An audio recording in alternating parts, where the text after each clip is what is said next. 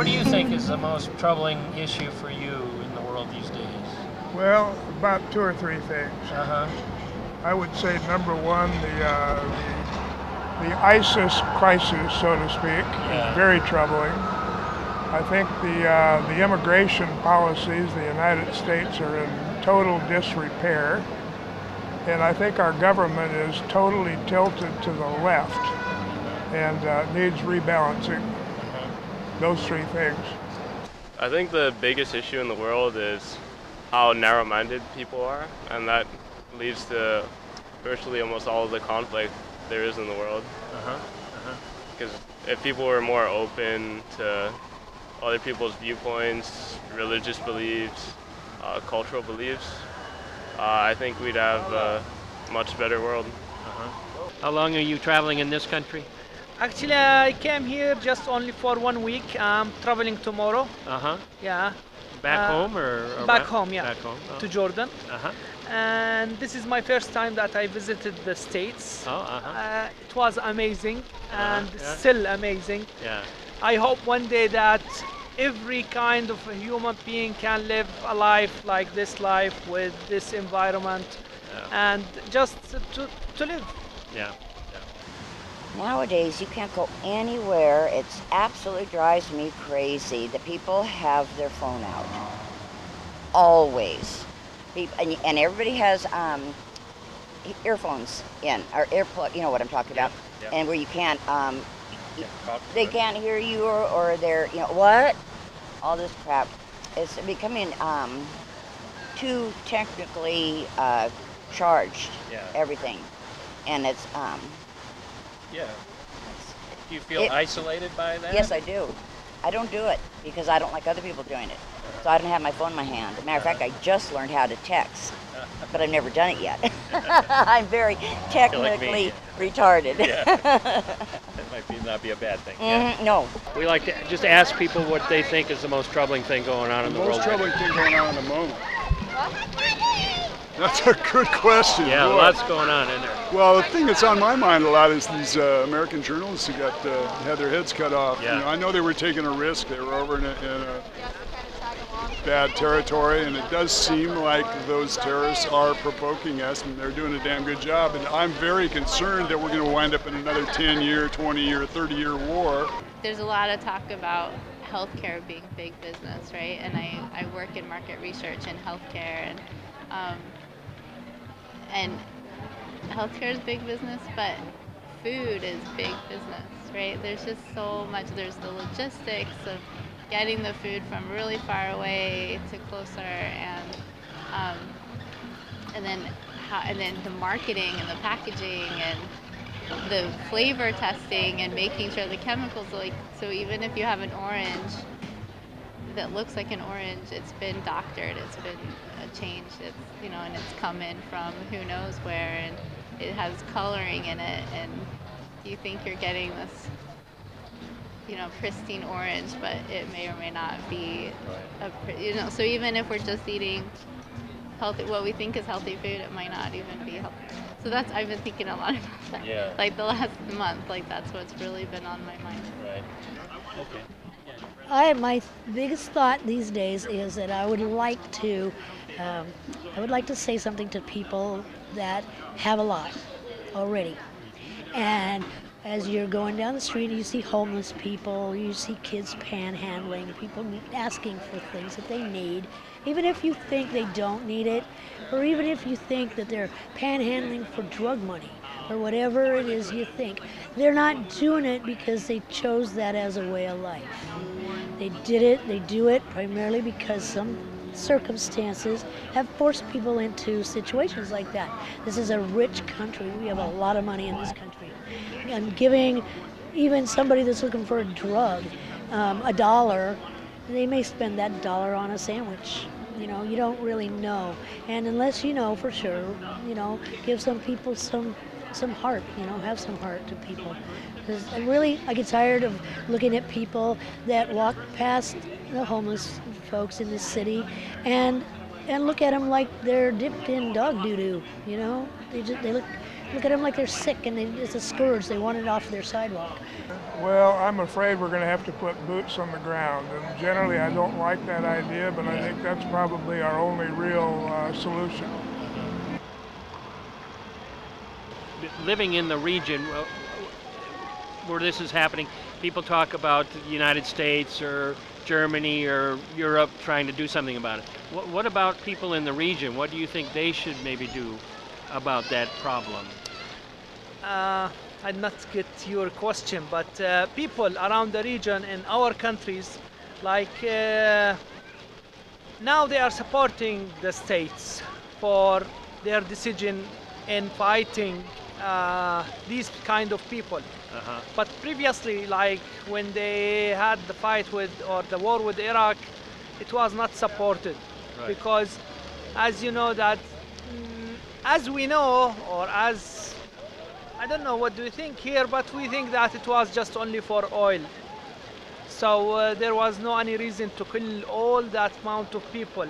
And now if you are looking to Syria, if you are looking to Iraq, if you are looking to Egypt, they are all destroyed countries. Yeah. It's not good for people. Yani, everyone dreams to live in an environment like this. Cool people, kind people. Everyone tries to help. They are supporting you in every point. But unfortunately, in our regions is totally different. Yeah, yeah. People, they are not smiling anymore. People, they are just thinking about wars, about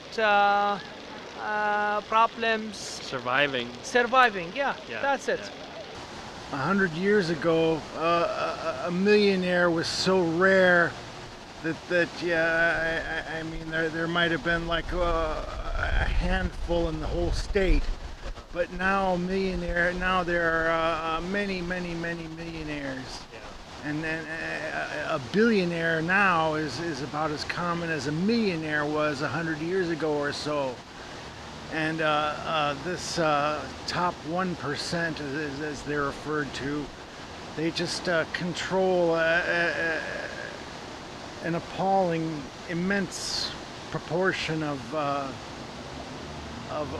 actual wealth and property and they're just too powerful. They own too much. The system is too stacked in favor of the wealthy. What do you think is the most troubling issue in the world right now? I don't know about the world. There's all kinds of things wrong in the world, I guess. Okay, but for you and your mind, what is? I think in the United States, I think one of the biggest problems is inequity in pay. Uh-huh. I think that these CEOs, the whole culture of that stuff, this idea of 500 to 1,000 to 1 on pay is outrageous. I work for a large organization that is a nonprofit. And their CEOs, now these guys make money. I've even come down to, you guys can make your big bunch of money, but when you ask me to come in and help and accept a 1.5% raise, I would like you to do the same thing. And as a matter of fact, a 1.5% raise for the guy that's the CEO down in Southern California is more than the average pay of every health worker in Southern California. Why can't you accept that? And they said, we can't do that. This is a serious problem. It's inequity like that. There is no more middle class in this country, and it's dividing more and more. That's a huge issue. Yeah. My son's kind of hung up on crap, you know, technology, and my daughter's more real, you know, person to person, you know, stuff.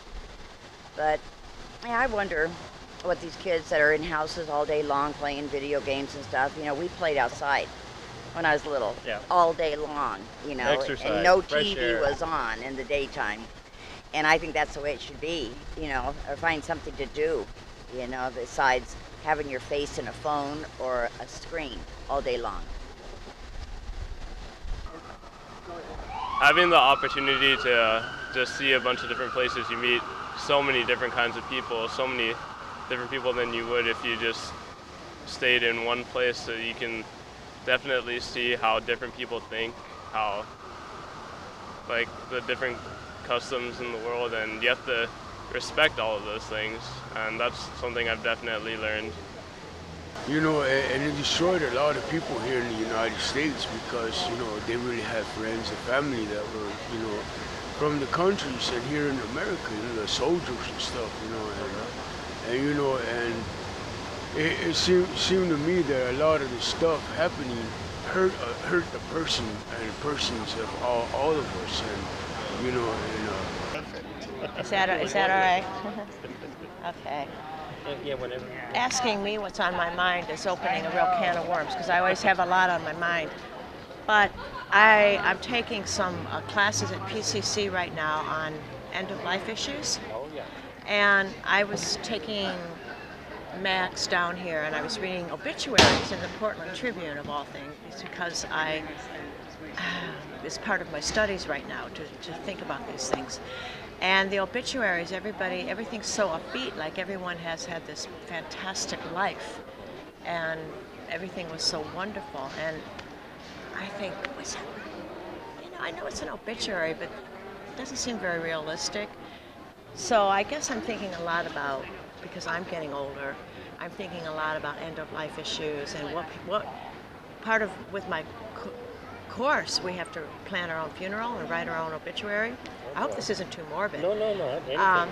But I already wrote my own obituary, and it's really whimsical and sort of tongue-in-cheek and completely different from most of those obituaries you see there.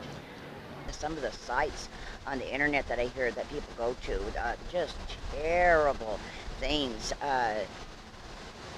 violent, you know, sexual things aren't, you know, that's nature, you know, but I'm talking about weird shit, Yeah. you know, that painful, you know, and or to or from or just I haven't kept the update of it, but it was very disturbing, you know, and you know, it was.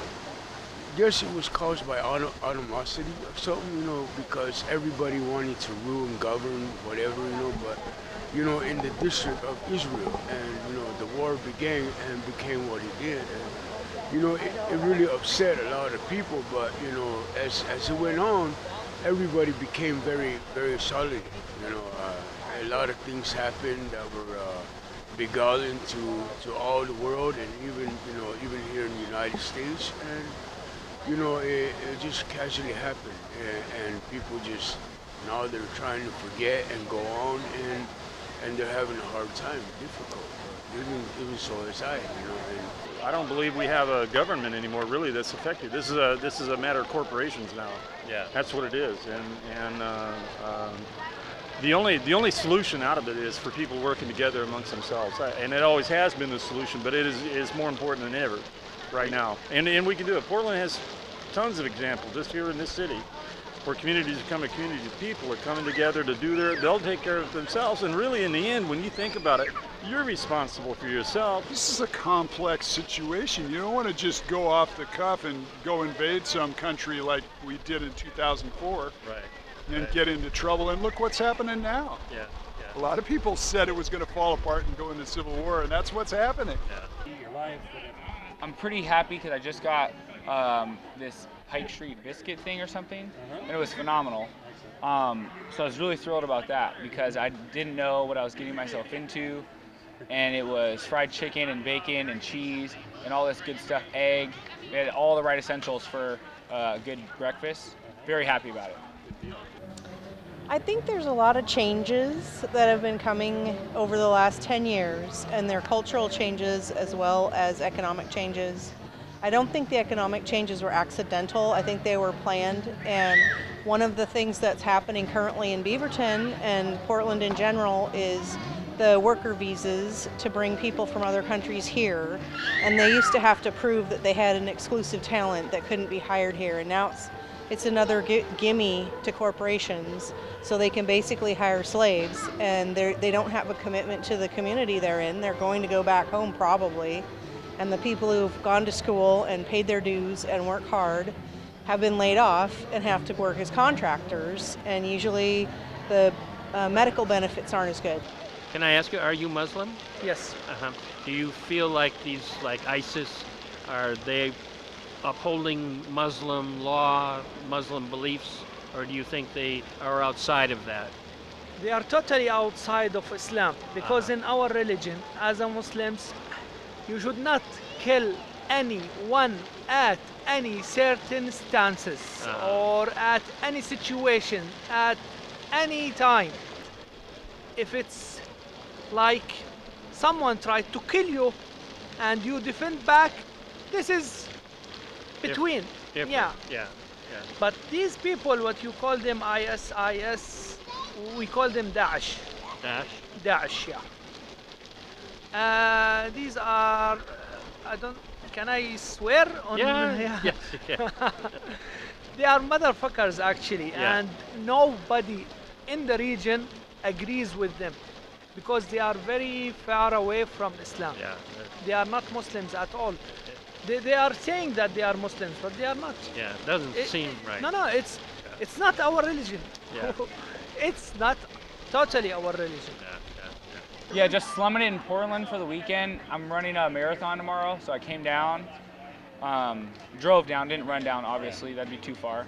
But yeah, it was, so now I'm just slumming it in Portland for the weekend. Loading up on carbs. Yeah, trying to get my carbs in. That's why I went there and got the biscuits and gravy, and yeah. Anything troubling you about the world as it is? No, pretty blessed and fortunate for very minor troubles at the moment. You know, thinking about what I'm going to eat next is probably my biggest trouble right now. So. Yeah, a big inheritance tax would be a good start towards chipping away at these entrenched generations-old fortunes that just get bigger and accrue political power along with money. The more I read, the more scary it can get. I think people are living too long beyond what nature intends, and the medical establishment is keeping them alive. I think beyond what nature really intends, and I think people are waking up to that and wanting to take. It sounds grim, but they want to take matters more into their own hands. Sure. I don't know either. I don't know. It's very complicated. It's definitely a social problem. Yeah. Afraid of it, exactly. I think that's why medical care, the technology of it, will do anything to keep somebody alive, even when you can tell it's not really what nature intends. I'm very into, as I said earlier with my obituary, talking about my relationship with the planet. I'm really interested in the interconnectedness we have with nature and all that. Now, immigration, top to bottom, total reform. I do not believe illegal citizens should be legal. There may be ways to do that through going to the back of the line and a learning process and a fine. But outright amnesty, hell no. Wrong, bad idea. Yeah. So if Congress were to be able to put their thoughts together and come up with some sort of a plan, other than pure amnesty, Total amnesty, yes. Create a pathway is what they could Absolutely. Yeah. We need that. Yeah. We need a pathway. The system is broken. I mean, people coming in from the country legally, it takes them years to get citizenship. That's wrong. These people are actually in this country right now.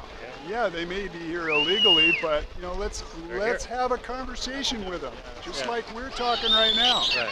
Let's invite them in and see what they've got. America was built by people like this. Have we forgotten that most of us are immigrants, and we don't have to go very far back for most of us?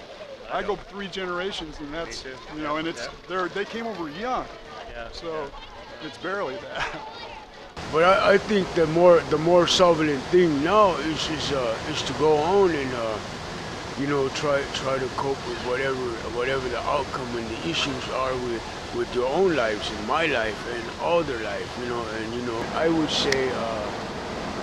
I would say celebrate the liberty of peace. Because some people you really can't find peace. It's difficult. I don't know how I'm going to handle it myself because, it hurt me bad. It messed up my mind, kind of, but.